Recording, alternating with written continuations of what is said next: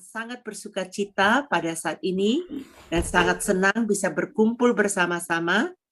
Saya ingin men-share pelajaran yang pernah saya pelajari beberapa tahun yang lalu dan sampai saat ini masih update ya.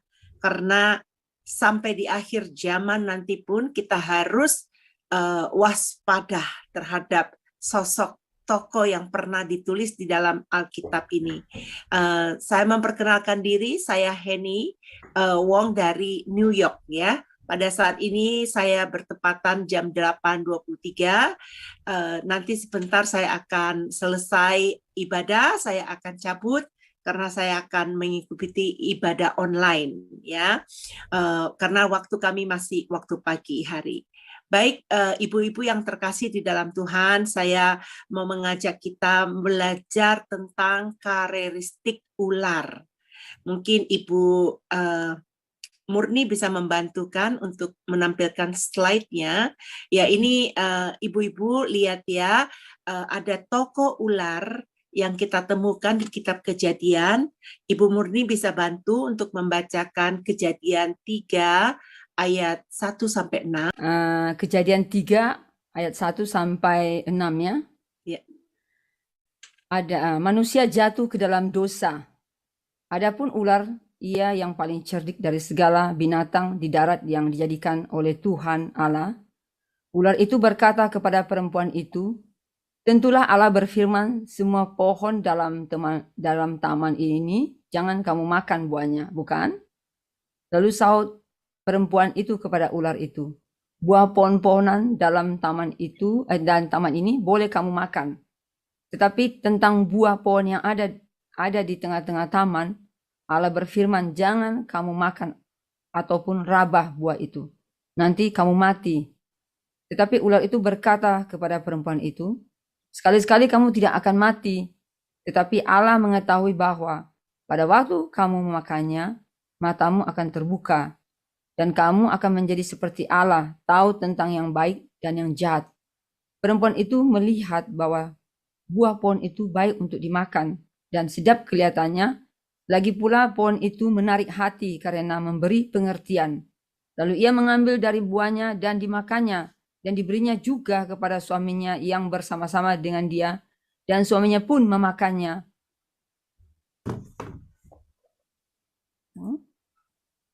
Sudah selesai. Amin. Baik, puji nama Tuhan ya. Ibu-ibu, kalau kita melihat dari Kejadian 3 ayat 1 sampai 6 ini adalah tentang peristiwa kejatuhan manusia ya di dalam dosa. Baik, saya akan memberitahukan di dalam ini ada slide yang berikutnya, siapakah ular itu? Mungkin bisa ditampilkan. Ya, ini dia. Siapakah ular itu? Ular itu adalah alat iblis, ibu-ibu. Karena ular mengambil perhatian manusia dan mencobai manusia waktu di Taman Eden ya. Bagaimana Alkitab menjelaskan tentang ular? Ya. Ular itu adalah simbol dari si iblis. Perjanjian Lama kalau kita lihat di Alkitab kita tidak menjelaskan tentang si ular ini siapa. Tetapi kalau kita lihat di Perjanjian Baru, di kitab Wahyu, kita bisa temukan si ular itu siapa. Nah, kita lihat slide berikutnya. Kita akan baca bersama-sama dalam hati ya saudara-saudara. Dan di Wahyu 12 ayat 9 itu berkata, dan naga besar itu si ular tua yang disebut iblis atau Satan yang menyesatkan ke seluruh dunia dilemparkan ke bawah. Ia dilemparkan ke bumi bersama-sama dengan malaikat-malaikatnya. Jadi saudara, ayat ini menemukan ada kata naga besar. Itu lihat ya, ada kata naga besar yang menjelaskan bahwa naga besar itu adalah si ular tua. Jadi waktu di buku Kejadian itu dia namanya ular biasa. Tetapi karena sudah lama dia itu udah berlangsung bertahun-tahun, akhirnya di kitab Wahyu dia dicatat adalah si ular tua, yaitu si naga besar itu, saudara-saudara. Jadi naga besar itu ialah si ular tua, ya, dan iblis tua itu adalah si iblis. Iblis itu adalah Satan. Ya, jadi saudara-saudara seperti ibu-ibu ketahui ya, kita jika digigit ular itu kan orang bisa mati ya, karena ular itu kan ada racunnya ya. Biasanya orang bilang, oh jangan sampai digigit ular. Ular itu bisa mematikan. Nah, demikian juga ular ini waktu di Taman Eden itu bisa mematikan. Nah, di Alkitab dikatakan bahwa ular itu lambang dari si iblis atau Satan yang kita lihat di kitab Wahyu itu ya. Ada yang suka dengan ular, ibu-ibu. Ada yang doyan ular. Kalau saya rasa nggak ada yang doyan sama ular ya. Walaupun ada beberapa orang yang suka makan daging ular, buat saya nggak akan mau itu. Dan seperti yang kita ketahui di ular Kejadian 3, ular adalah alat yang dipakai oleh iblis untuk apa, saudara? Untuk menyesatkan dan menggoda siapa? Menggoda manusia. Ya, perlu sekali kita mengenal sifat ular si penggoda ini. Dia adalah si pembohong, si pembunuh, iman manusia. Kenapa, ibu-ibu? Kenapa kita perlu mengenal sifat iblis ini? Agar kita tidak ditipu oleh iblis. Agar kita berkemenangan secara jasmani dan secara rohani. Kita akan bisa melihat karakter iblis ini dari sifat-sifatnya. Jadi ular ini ternyata juga punya sifat-sifatnya kalau kita mau mempelajarinya ya. Mari kita belajar makhluk seperti apa si ular itu. Kita akan menemukan siapa si ular atau iblis yang melalui sifat-sifat iblis ini. Di poin 1 kita lihat di slide berikutnya ya. Nah, ini dia ibu-ibu. Ada 7 poin yang saya tangkap dari mengenal karakteristik sifat ular ini. Saya akan menjelaskan dari poin yang pertama. Poin yang pertama itu adalah ular si licik. Itu mungkin Ibu Murni bisa tampilkan slide berikutnya. Ya, itu ular itu adalah sifatnya ular itu licik, saudara-saudara. Kata licik dalam bahasa Ibrani itu yaitu arum. Arum ini artinya dari arti asli dari kata arum itu adalah berhikmat. Ular pertama-tama itu sangat berhikmat karena Tuhan Yesus juga berkata kepada kita, ular itu sangat cerdik. Kalau kita baca di dalam Matius 10 ayat 16, saya akan membacakannya. Lihat, aku mengutus kamu seperti domba di tengah-tengah serigala. Sebab itu, hendaklah kamu cerdik seperti ular dan tulus seperti merpati. Nah, lihat ada apa kata Tuhan Yesus. Hendaknya kamu cerdik seperti ular dan tulus seperti merpati. Di mana di Alkitab ditulis bahwa ular paling cerdik. Ada yang tahu, saudara-saudara? Saya akan membacanya di dalam Kejadian 3 ayat 1 ya. Adapun ular ialah yang paling cerdik. Nah, di sini ditulis adapun ular yang paling cerdik dari segala binatang di darat dijadikan oleh Tuhan Allah.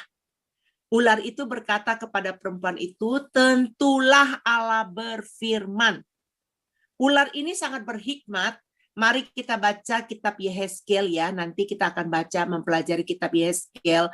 Kalau di Yehezkiel 28 ayat 12 sampai 19 itu kita akan tahu memberitahukan kepada kita bahwa Satan itu jatuh, ya.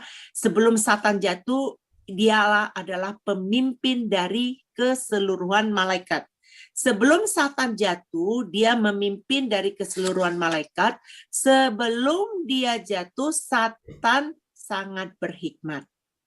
Tuhan Yesus juga berkata, saudaraku, di dalam Lukas 10 ayat 18, dia berkata demikian, dia melihat iblis itu jatuh seperti kilat dari langit, ya. Itu mengenai pelajaran ini mungkin ibu-ibu sudah mendapatkannya, sudah mempelajarinya sebelumnya, sudah tahu tentang siapa itu iblis yang jatuh, ya.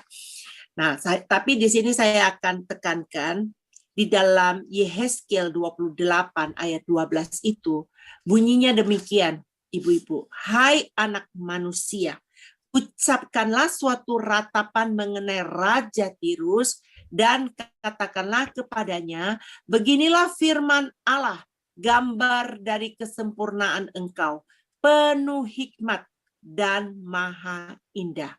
Tuh, saudara, dia dikatakan penuh hikmat. Kata penuh hikmat di mana Satan itu sangat berhikmat. Pertanyaannya, kenapa iblis itu bisa jatuh? Karena iblis itu memakai kehikmatannya untuk sesuatu yang salah, ibu-ibu. Dia melakukan yang jahat. Makanya dia dibuang, diusir dari kerajaan sorga. Nah, kalau nanti ibu-ibu juga pernah mempelajarinya, ada di kitab Yesaya, ya, mengenai kejatuhan malaikat itu.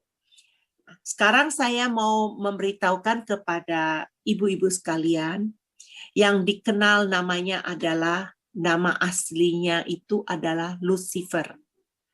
Dari Alkitab, sebenarnya di kitab Perjanjian Lama kita atau di Perjanjian Baru, kita tidak menemukan nama Lucifer ini, karena ini adalah ada di versi Vulgata, di dalam versi bahasa Latinnya, ya.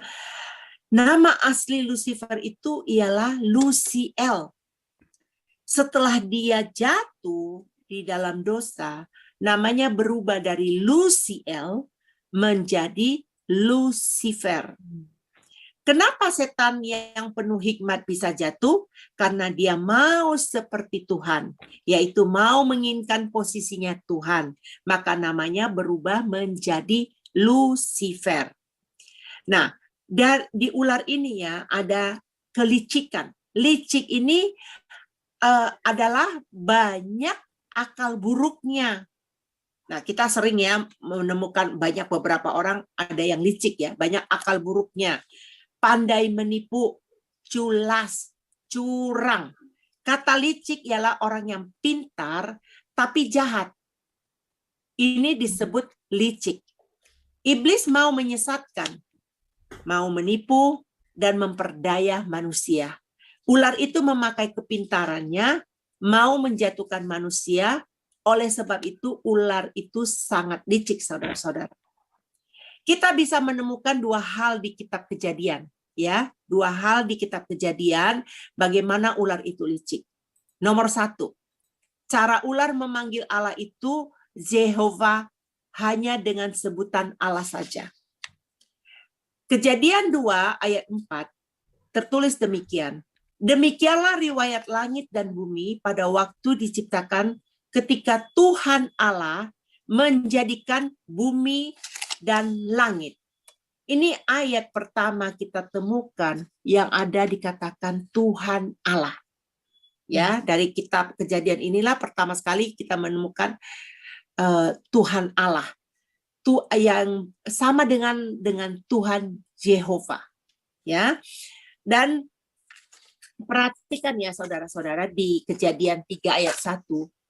Adapun ular ialah paling cerdik segala binatang di darat yang dijadikan oleh Tuhan Allah.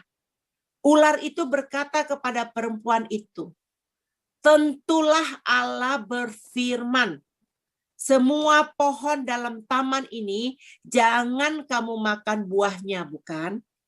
Ular itu bertanya kepada perempuan dan tidak mengatakannya Tuhan Allah. Tapi hanya kata tentu Allah berfirman. Hanya pakai Allah saja. Ibu-ibu yang terkasih, waktu saya membacakan firman, ibu-ibu di rumah juga boleh membuka Alkitab ya, dengan sendirinya. Tetapi saya berusaha untuk menyampaikan, jadi kalau ada ayat yang saya mau baca, mau dikolerasikan dengan ayat itu, boleh dibuka Alkitabnya di rumah. Nah, apa arti Jehovah? Arti Jehovah adalah Tuhan yang membuat perjanjian. Itu arti nama Jehovah. Pertanyaannya, mengapa ular tidak memakai kata Jehovah? Mari kita membaca ya saudara di Kejadian 2 ayat 17. Saya akan membacanya. Tetapi pohon pengetahuan tentang yang baik dan yang jahat, janganlah kamu makan. Janganlah itu ada perintah saudara. Sebab pada hari engkau memakannya, pastilah engkau mati. Pastilah engkau mati. Itu ada perjanjian, saudara. Jadi,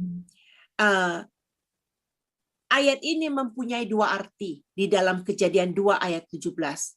Satunya adalah perintah dari Tuhan yang mengatakan janganlah kamu makan. Kemudian adalah suatu perjanjian antara Adam dengan Tuhan.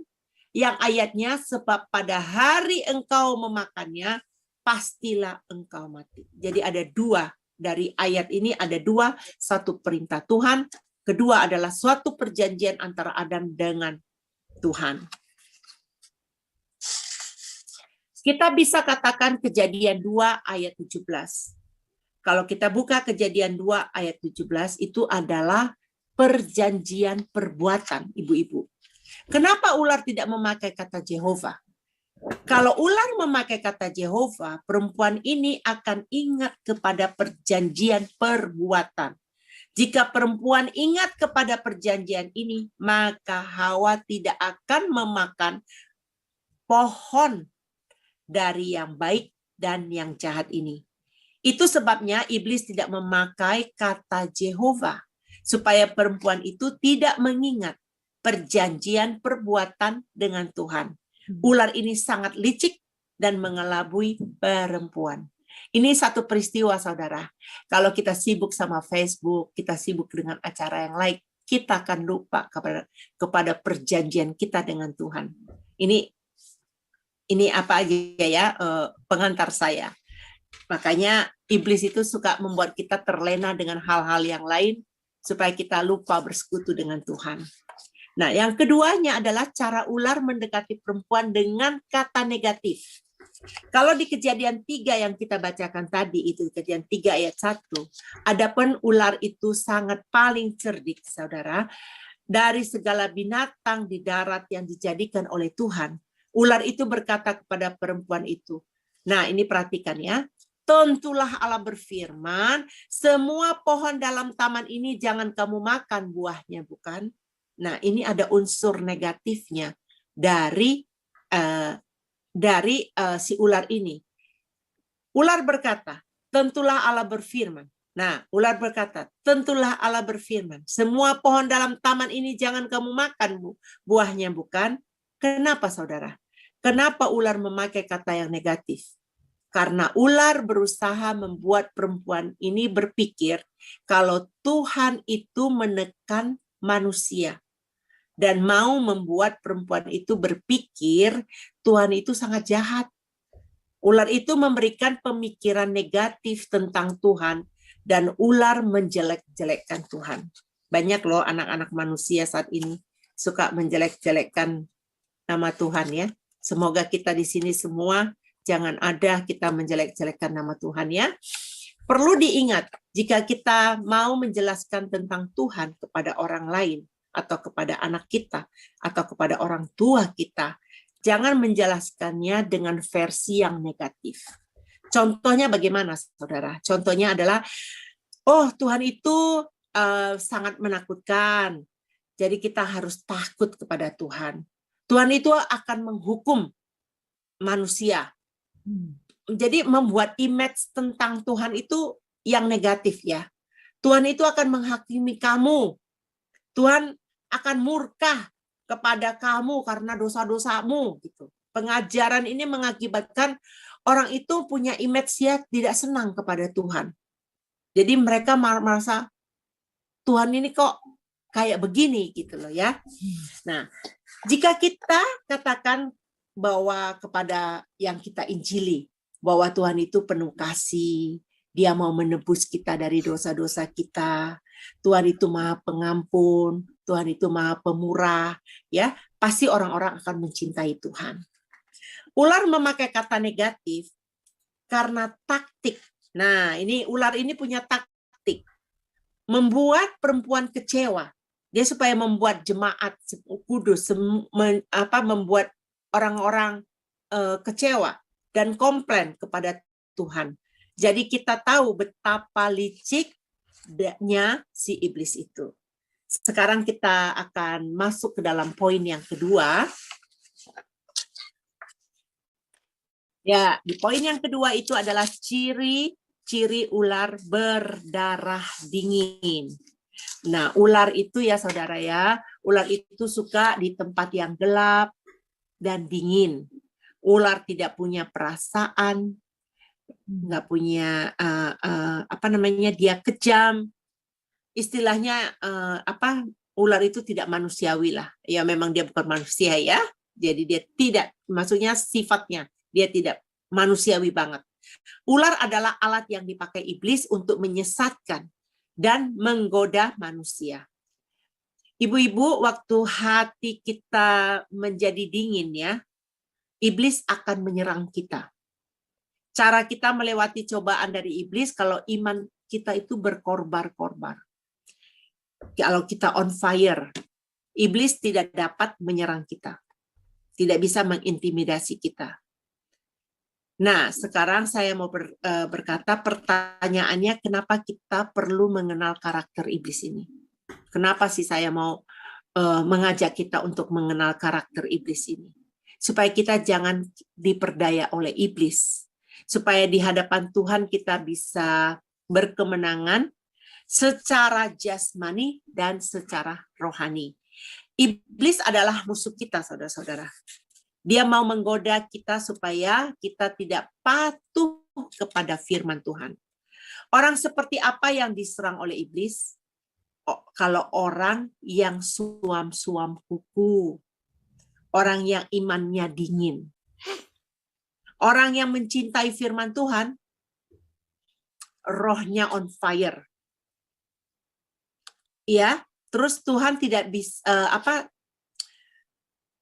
sama dengan Tuhan tidak bisa diserang oleh iblis.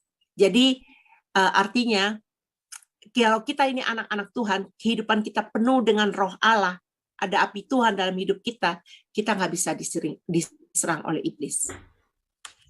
Oleh sebab itu, kita harus mencintai firman Tuhan setiap saat, setiap detik, setiap menit. Bukan setiap minggu ya, bukan setiap sebulan sekali. Pertemuan kita ini kan katanya sebulan sekali ya, bukan setiap ini, tapi setiap detik, setiap saat ya. Katanya nih, saudara-saudara, kalau di di cara membunuh ular, ya kalau di Korea, ini kan guru saya yang ngomong. Guru saya ini mengatakan begini. Kalau di Korea itu cara nangkap ular karena dia pernah disuruh naik ke atas ini di gunung-gunung itu banyak ularnya, dipasangin api, saudara.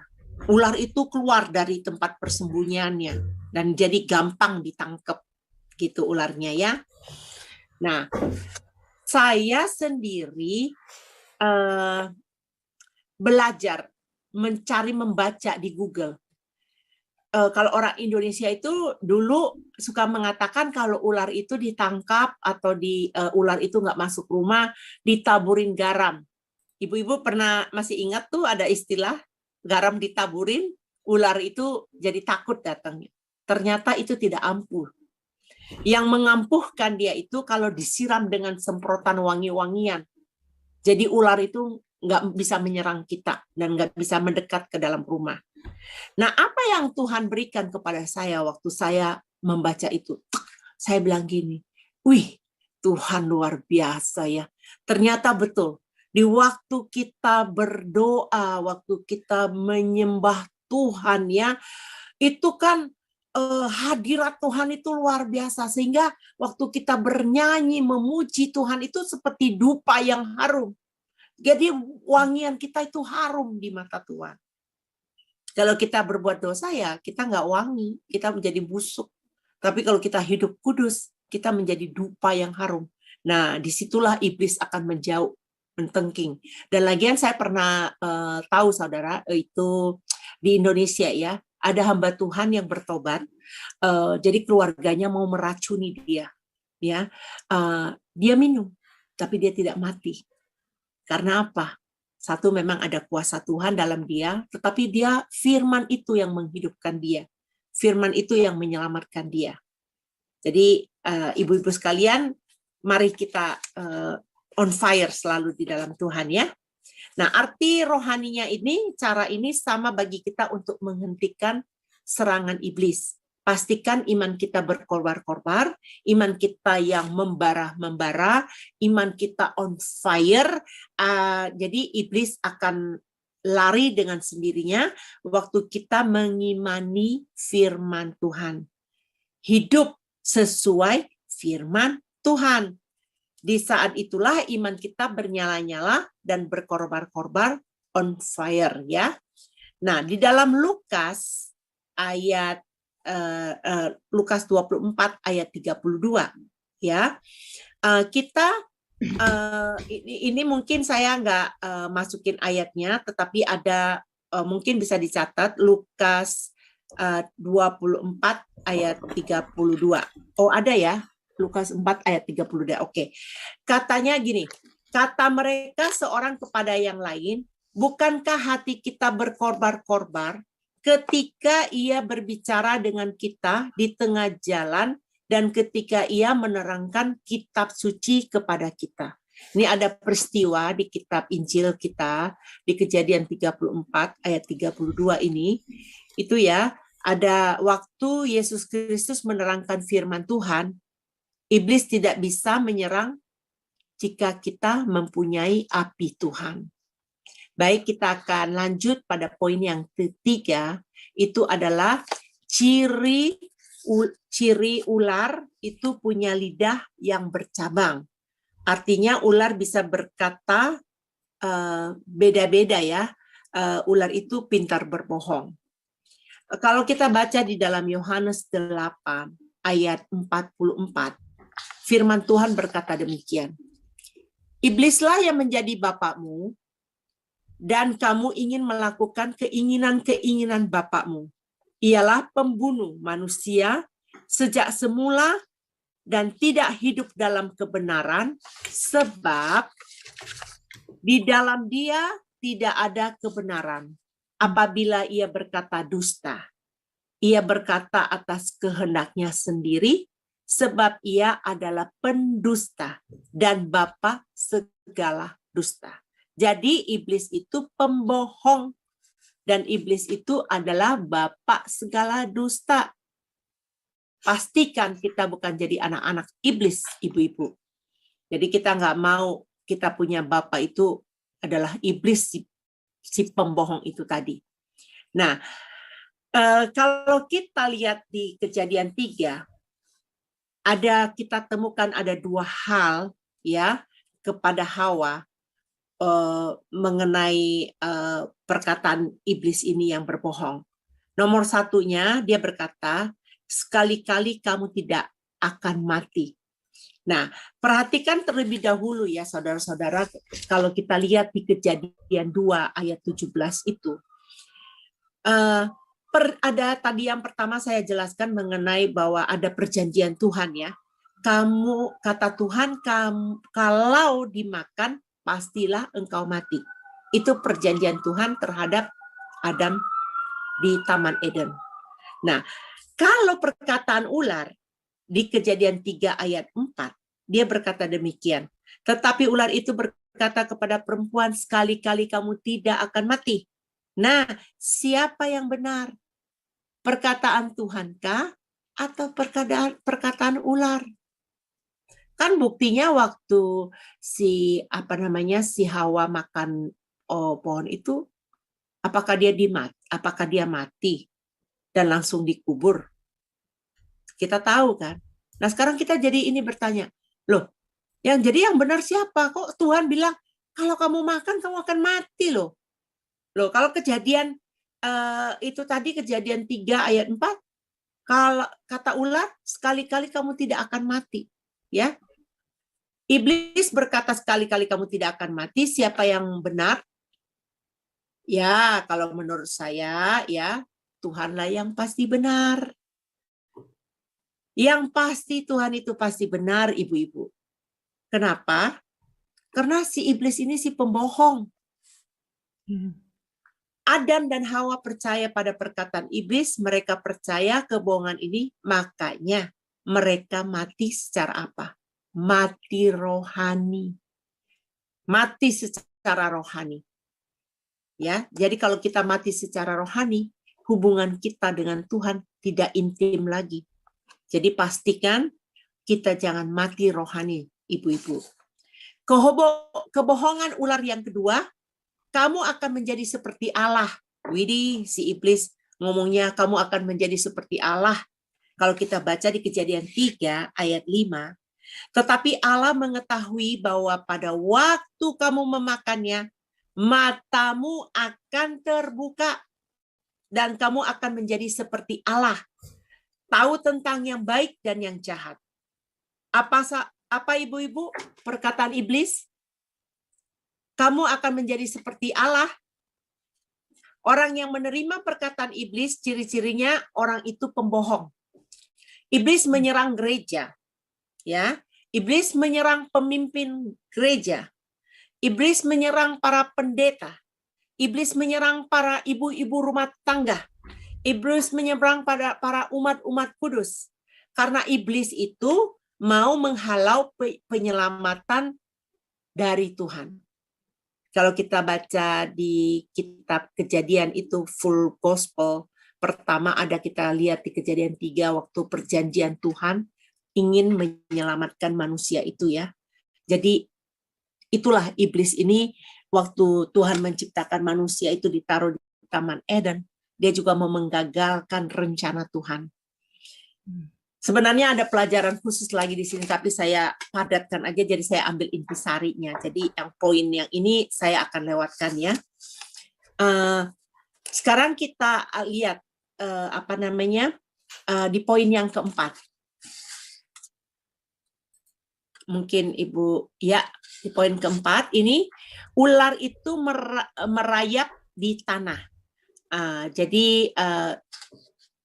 Jadi ibu-ibu bisa tahu ya bahwa ular itu kan dari ujung kepala sampai kakinya, nggak ada sampai ekornya itu kan dia nggak punya kaki ya.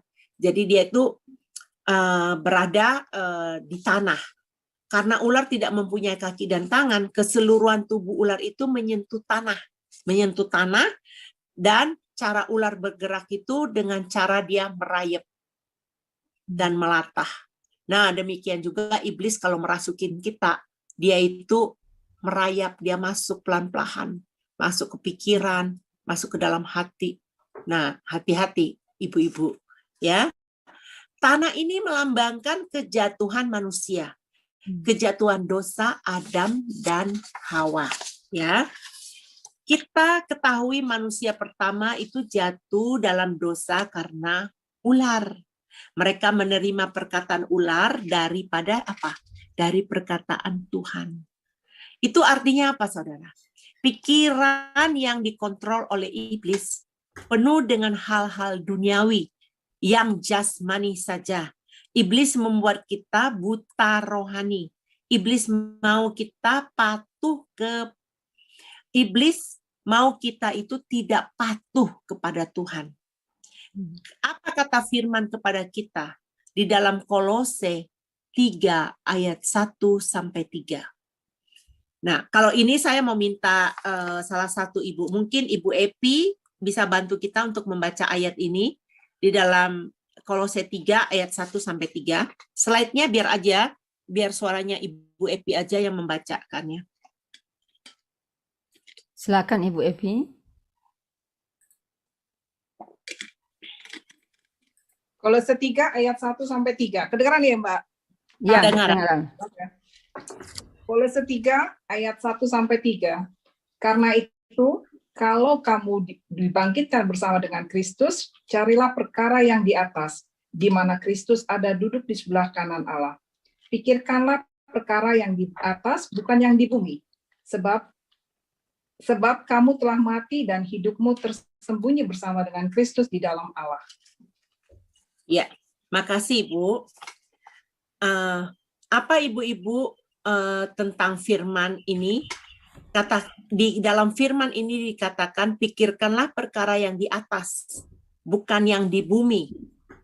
Itu artinya apa? Kita harus memikirkan hal-hal yang rohani. Jangan pikirkan hal-hal yang duniawi. Kita harus memikirkan dunia yang kekal. Apakah saudara memikirkan dunia yang kekal? Kenapa saudara harus memikirkan dunia yang kekal? Supaya kita itu bisa fokus, agar tidak gagal, dan supaya kita itu bisa berkemenangan.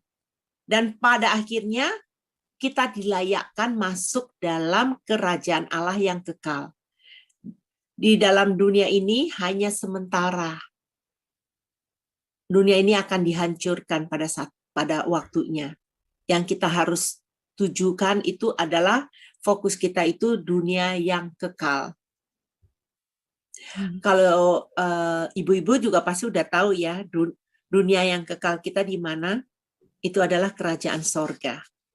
Baik, kita akan masuk ke dalam poin yang kelima.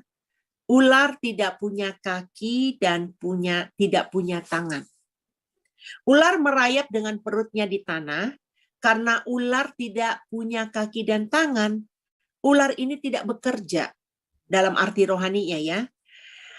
Iblis hanya giat bekerja melalui lidahnya yang bercabang, yang suka bohong tadi itu. Kalau kita dikontrol oleh ular, sifat iblis dapat kita deteksi dari sifat orang itu. Orang ini hanya bicara saja. Talk only katanya. Kalau di Amerika, you only talk katanya. Tapi tidak bertindak. Banyak ya anak-anak Tuhan ya. Mungkin ibu-ibu pernah menemukan banyak anak-anak Tuhan tuh cuman ngomong tok tapi tidak bertindak. Karena orang yang dikontrol sama iblis tidak melakukan apa-apa. Tapi bisanya ngomong doang. Contohnya, ada yang berkata, aku mencintai gereja Tuhan. Tapi pada kenyataannya tidak mencintai gereja. Pelit sekali untuk membangun kerajaan sorga di bumi ini.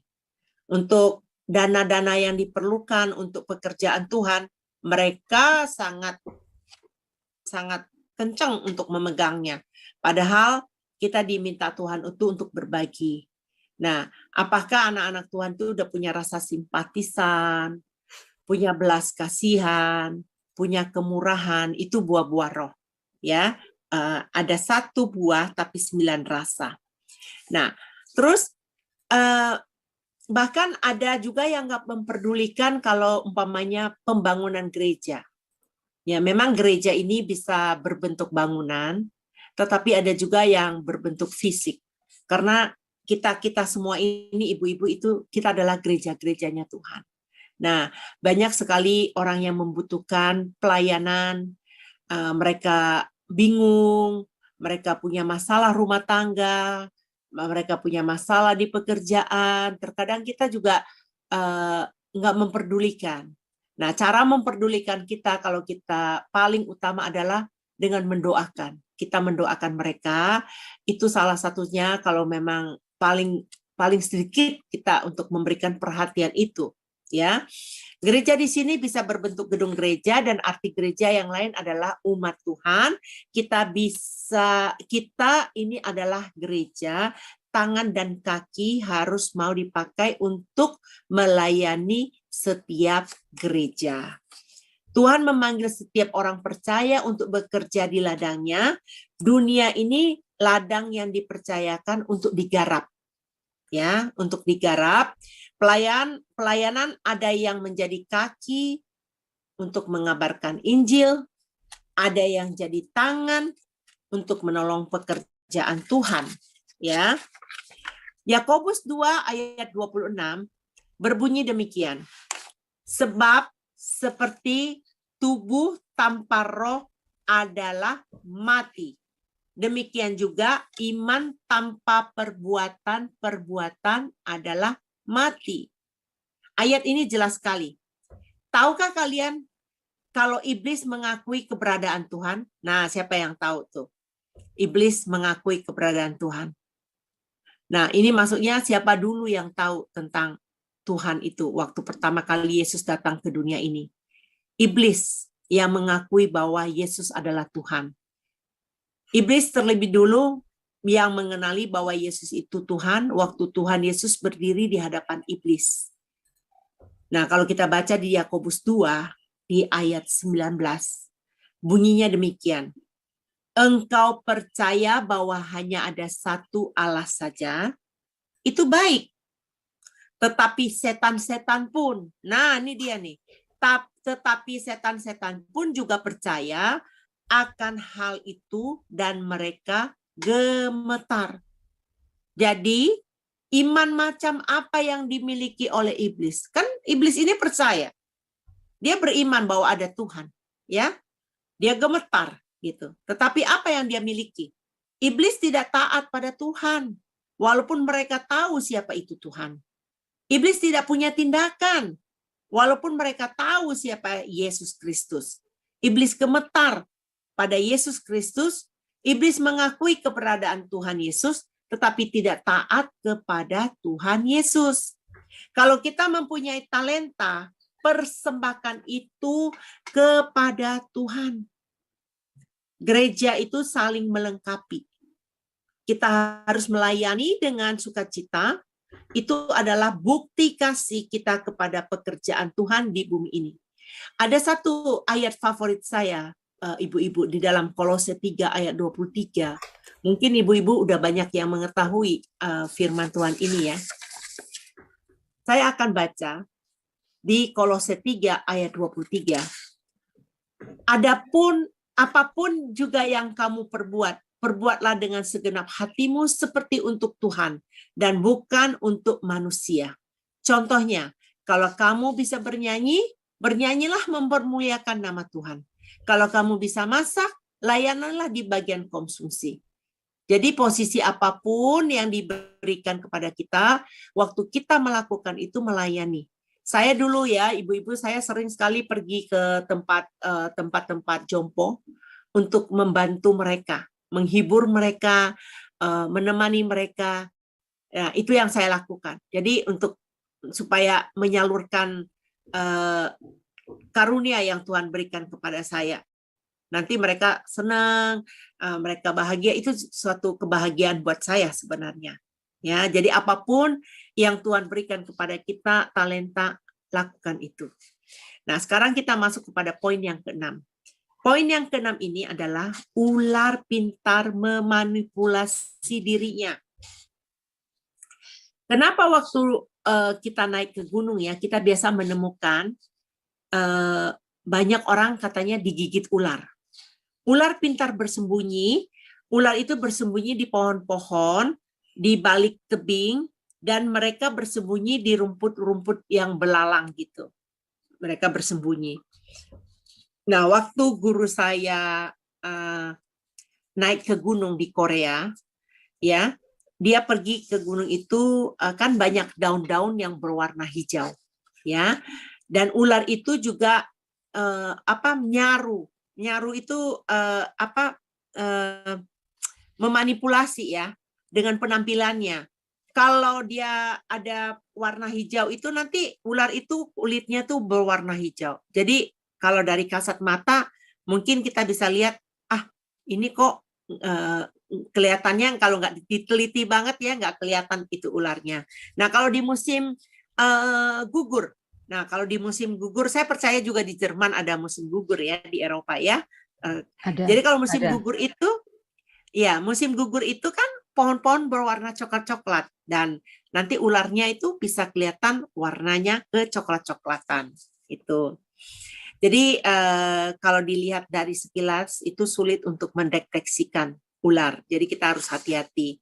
Iblis tidak datang. Nah, ini saya mau menyatakan kenapa, saudara. Kenapa ibu-ibu? Iblis itu tidak datang menyatakan dirinya adalah iblis. Wah, kalau dia nyatakan, aku iblis, kita udah kabur. Kita udah tutup pintu hati kita, udah tutup pintu pikiran kita, kita tutup rapat-rapat, kita nggak mau menerima itu. Iblis juga tidak pernah menunjukkan dirinya seperti serigala. Ya, iblis menyamar sebagai apa? Ada yang tahu? Dia sebagai malaikat, ibu-ibu. Dia menyamar sebagai malaikat. Nah, kalau kita lihat di dalam 2 Korintus 11 ayat 14 sampai 15, ini ayat ini mengatakan hal itu tidak usah mengherankan, sebab iblis pun menyamar sebagai malaikat terang. Jadi bukanlah suatu yang ganjil jika pelayanan-pelayanannya menyamar sebagai pelayanan-pelayanan kebenaran.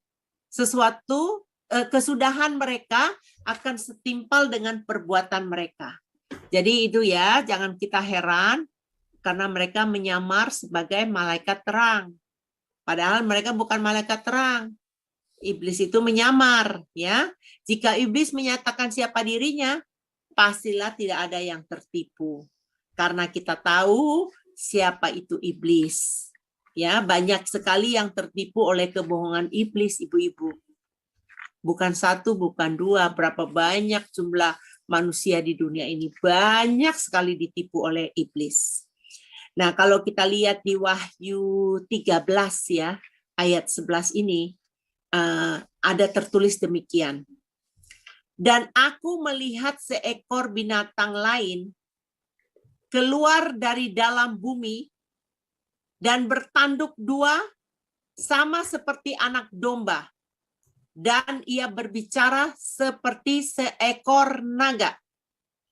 Ayat ini ya, membicarakan tentang antikristus. Siapa yang sebenarnya yang menjadi anak domba? Kan kita tahu kalau anak domba itu melambangkan Yesus Kristus. Tetapi kenapa di kitab Wahyu 13 ayat 11 ini mengatakan ini anak domba ini adalah antikristus. Antikristus tidak pernah menyatakan dirinya sebagai antikristus. Ayo, siapa pernah pengajaran-pengajaran sesat di luar sana? Apakah mereka bilang, oh kami antikristus? Enggak. Mereka meyakinkan kita sedapat mungkin untuk memahami pengajaran mereka, tapi mereka membelokkan kita. Ya, jelas sekali seperti saksi Yehova. Mereka tidak mengakui bahwa Yesus itu adalah Tuhan. Mereka mengakui bahwa Yesus itu diciptakan. Ya. Kemudian di dalam ayat ini ya, kalau kita baca ya di dalam Wahyu 13 ayat 1 tadi ya. Ibu-ibu bisa mungkin buka Alkitabnya nanti atau sekarang juga. Ada dikatakan itu antikristus muncul seperti anak domba. Yang menyamar seperti anak domba itu. Nah, ayat ini ya saudara-saudara, saya mau kasih tahu bahwa saya sebenarnya sangat sedih sebenarnya saat ini. Karena kalau mungkin ibu-ibu mengikuti ajaran acara YouTuber di Indonesia ya. Banyak sekali itu yang pengajaran-pengajarannya tidak sesuai dengan Alkitabiah. Jadi inilah yang saya katakan tadi itu bahwa mereka menyambar sebagai anak domba. Jadi kalau kita boleh katakan, jangan kita nilai dari kulitnya saja, penampilan luarnya, packagingnya itu menarik gitu ya, sehingga kita dikelabui. Cara menilai yang benar adalah melalui perkataan yang muncul dari ucapannya. Kita uji. Makanya kita perlu membaca firman. Jadi firman itu menjadi barometer dalam hidup kita supaya kita mengetahui, oh ini tidak sesuai dengan kebenaran firman. Harus dinilai dari apanya juga, dari buahnya, apakah ada kebenaran firman Tuhan. ya. Nah, kalau tadi di dalam Kejadian 13 ayat 11 itu ya, binatang ini seperti anak domba. Jadi kita tahu ya di situ ya, ia berbicara seperti naga. Nah, dia kelihatan seperti anak domba, tapi dia berbicara seperti naga. Nah, berarti kita tahu kan ada perkataan iblis di dalam perkataan pengajaran sesat itu. Jadi kita harus hati-hati. Nah, di dalam 1 Yohanes 2 ayat 22, siapakah pendusta itu? Bukankah dia yang menyangkal bahwa Yesus adalah Kristus? Dia itu adalah antikristus, yaitu dia yang menyangkal baik Bapa maupun anak. Ada yang berkata Yesus itu bukan Tuhan. Yesus itu manusia biasa. Hati-hati, karena banyak pengajaran yang menyesatkan di luar sana. Temukan pengajaran-pengajaran berdasarkan firman Tuhan. Syaratnya, yang seperti saya katakan tadi, adalah baca Alkitab supaya kelak kita bisa tahu apakah perkataan iblis yang mau menyesatkan kita dari kebenaran firman. Sekarang tiba pada poin yang ketujuh. Kalau Ibu Murni bisa gantikan, ya ini poin yang ketujuh adalah ular mempunyai racun.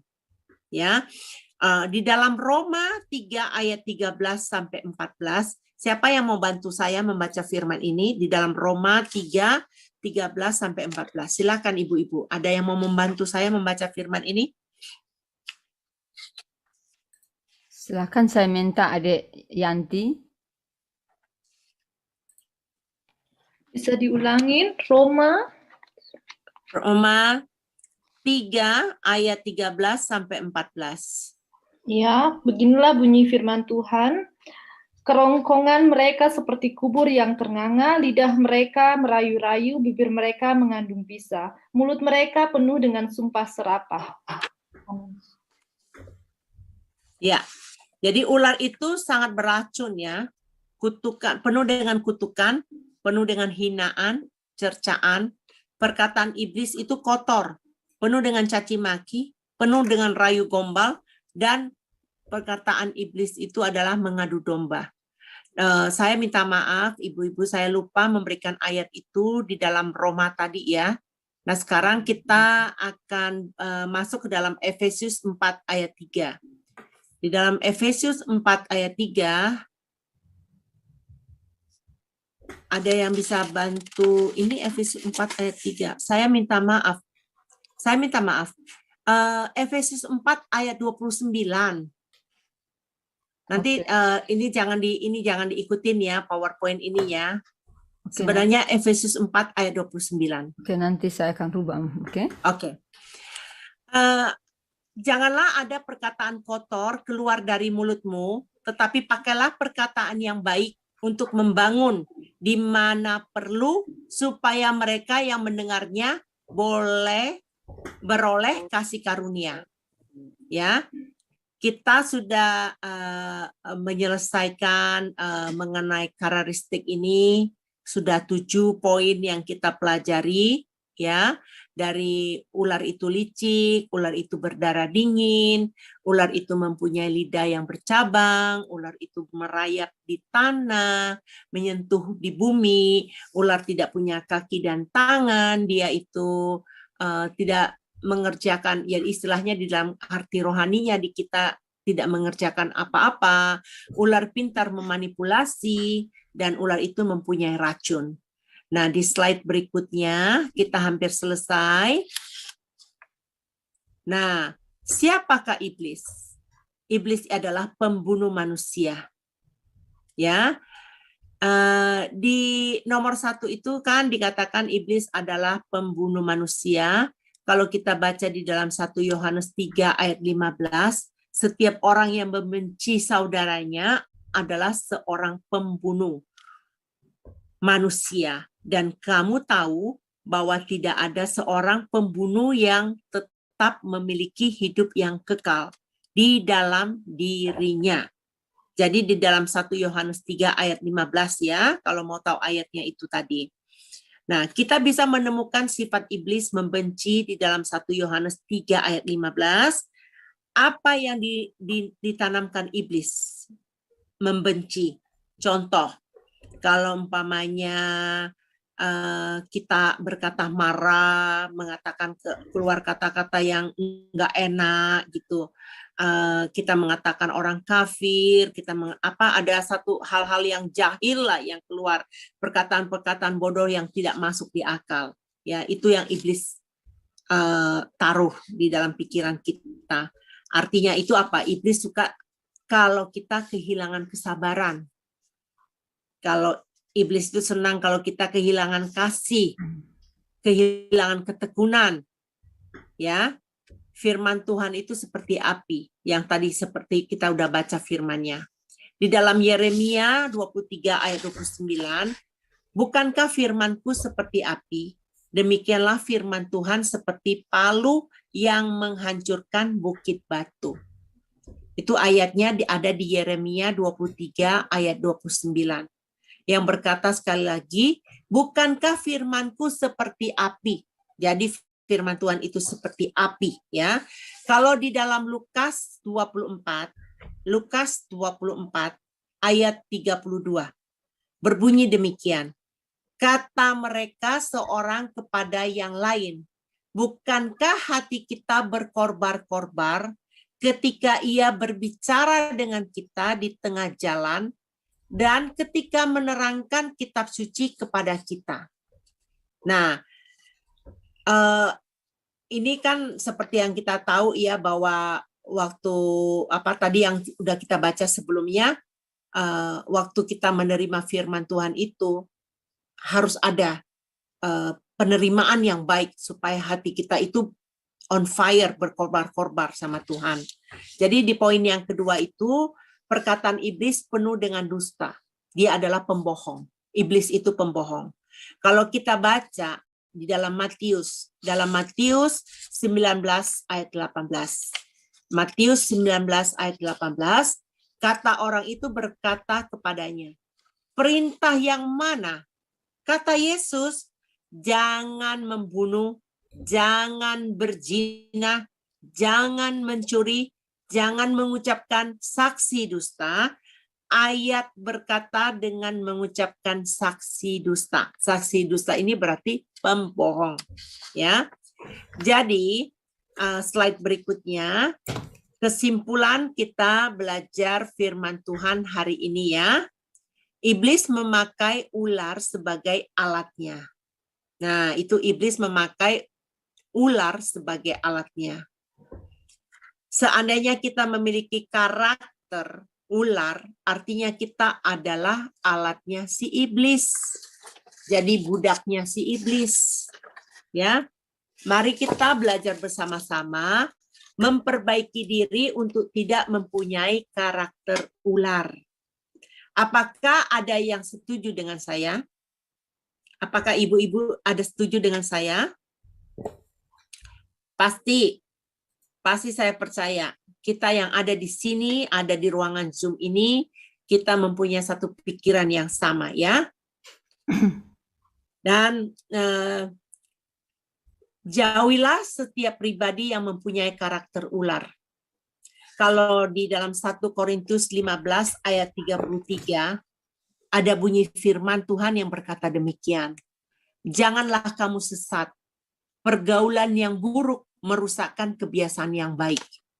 Jangan sampai kita menerima perkataan iblis, kita telah belajar Hawa mempunyai perkataan ular. Jadi pernah nggak merasakan kalau kita bergaul sama ibu-ibu yang suka gosip, ibu-ibu yang suka punya pikiran negatif gitu ya. Mau nggak mau kita tuh tertarik gitu loh pikiran kita. Jadi kita juga ikut emosional gitu loh. Atau saya pernah ngalami di New York ini. Kenapa saya bisa menuliskan hal ini? Karena saya mengalaminya. Saya memisahkan diri dari orang-orang yang menurut saya ini yang tidak ini. Jadi saya seleksi. Teman-teman itu saya seleksi. Jadi kalau ini membuat saya menjauh, kayak berpikir, dan mereka bertentangan dengan saya untuk fokus pada firman Tuhan, lebih bagus nggak usah didekat-deketin. karena akan merusak kebiasaan kita. Kenapa? Saya pernah merasakan, saya pernah ikut nongkrong bersama-sama mereka. Saya di sana itu mengalami nggak punya damai sejahtera, saudara-saudara. Saya nggak mengalami ketenangan. Terus saya bilang gini, aduh lebih bagus aku di rumah belajar firman Tuhan, mendengarkan sesuatu pengajaran yang baik, atau enggak saya mengulang pengajaran-pengajaran yang pernah saya belajar untuk supaya review lagi. Karena waktu saya mengulangi pelajaran-pelajaran yang pernah saya pelajari, hikmat Tuhan datang lagi kepada saya, dapat yang baru lagi. Jadi makanya saya bisa mengatakan ayat ini tegas sekali, jangan kamu sesat. Pergaulan yang buruk merusakkan kebiasaan yang baik. Ya. Mengapa ular bukan mendekati laki-laki, malah mendekati perempuan? Kita harus memikirkan alasannya, kejatuhan dosa ini. Saya mau memberitahukan kepada ibu-ibu, mungkin ibu-ibu juga udah pada tahu ya, pada perjanjian Tuhan itu, Tuhan sampaikan kepada Adam waktu di Taman Eden, ya, itu ia berbicara langsung, yang Tuhan menyampaikan itu kepada Adam secara langsung. Itu sebabnya Hawa mulai dapat tertipu karena dia tidak dapat message itu directly, secara langsung. Jadi Adam yang menerima itu. Itu arti rohaninya apa? Nah, saya kalau belajar firman, saya ngambil arti rohaninya, ibu-ibu. Itu arti rohaninya adalah kita harus mendengarkan firman itu, belajar firman secara langsung ya.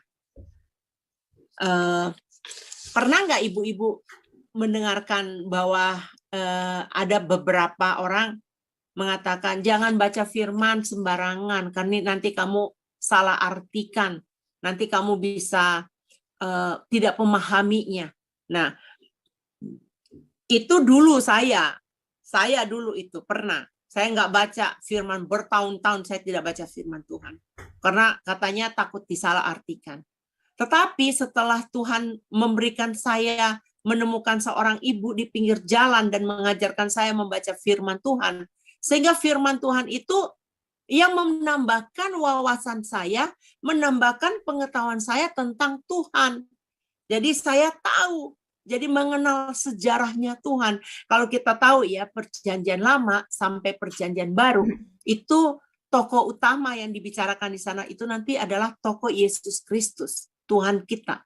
Nah, dia itu kenapa datang ke dunia? Yaitu ada sejarah penebusan. Sejarah penebusannya dari mana? Dari perjanjian lama, kejatuhan yang telah kita pelajari tadi.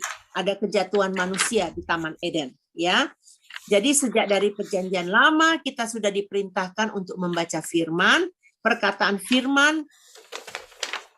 Itu saya mau kasih tahu ya Bapak Ibu ya, ibu-ibu sekalian. Kalau kita membaca di kitab Mazmur 1, itu kan udah dikasih tahu kepada kita, tetapi yang kesukaannya adalah hukum Taurat.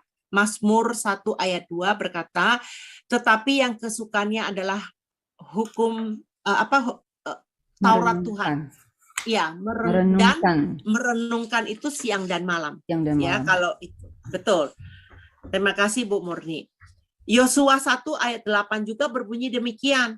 Janganlah engkau lupa memperkatakan kitab Taurat itu dan renungkanlah siang dan malam supaya engkau bertindak hati-hati. Nah, ini saya sangat suka ini. Supaya engkau bertindak hati-hati sesuai dengan segala yang tertulis di dalamnya, sebab dengan demikian perjalananmu akan berhasil dan engkau akan beruntung. Nah, saya suka sekali loh Yosua 1 ayat 8 ini. Karena saya mau beruntung setiap hari. Saya mau ingin masuk dalam kerajaan sorga. Makanya saya harus berhati-hati. Ya. Amin.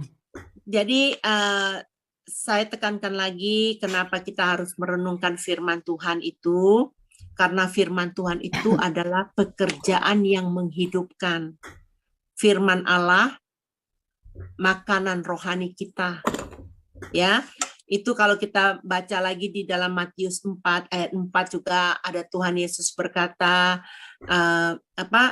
firman Tuhan itu, dan Tuhan Yesus waktu dicobain sama iblis dan Tuhan Yesus menjawab, manusia itu bukan dari roti saja, tetapi dari setiap firman yang keluar dari mulut Allah. Jadi kita tahu karena firman Tuhan ini adalah pekerjaan yang menghidupkan. Tujuan iblis itu menyerang kita itu apa? Supaya iman kita itu mati. Supaya iman kita itu binasa. Iblis bagaikan singa yang ingin membunuh mangsa. Khususnya orang-orang percaya. Baik ibu-ibu, saya telah menyampaikan kebenaran firman. Saya mohon maaf karena ini materi pelajarannya sebenarnya berjilid-jilid. Tetapi saya kompres. Jadi saya mengambil keputusan untuk membaca firman-Nya supaya dapat saya sampaikan semuanya. Dan saya berharap ibu-ibu bisa belajar sesuatu dari pengajaran hari ini. Saya kembalikan kepada moderator Ibu Murni. Terima kasih, Tuhan memberkati. Terima kasih Ibu Heni Wong, sangat diberkati sekali hari ini firman-Nya, luar biasa. Nanti supaya kita kembali lagi untuk merenungkan firman ini dan melakukannya ya, bukan hanya mendengar aja gitu ya. Oke, kita lanjutkan. Sri untuk menyampaikan satu kata di sini. Sri-nya mana? Halo? Ya Murni, terima kasih. Saya atas nama KTB sangat-sangat berterima kasih atas pengajaran hari ini yang benar-benar bagus banget ya. Yang selama ini kita nggak tahu di mana apa ular itu sebenarnya siapa gitu, apa karakter dari ular itu. Di sini kita dapat belajar banyak dari Bu Heni yang juga menyiapkan waktunya untuk kita memberikan pengajaran pada hari ini. Juga pada teman-teman semua yang hadir, terima kasih banyak. Tanpa kalian, tanpa bantuan kalian, ini KTB tidak dapat berjalan. Jadi puji syukur dan terima kasih pada Tuhan atas waktu yang diberikan Tuhan pada kita, dan terima kasih sekali lagi untuk yang sudah membantu kami dalam menjalankan ibadah ini, terutama tim musik, Mai, Epi dan Yanti, dan juga yang memberikan kesaksian Nurlina dan Nur Cahaya. Terima kasih banyak, Mbak. Dan ini jadi pelajaran buat kita supaya kita dikuatkan lagi karena Tuhan itu selalu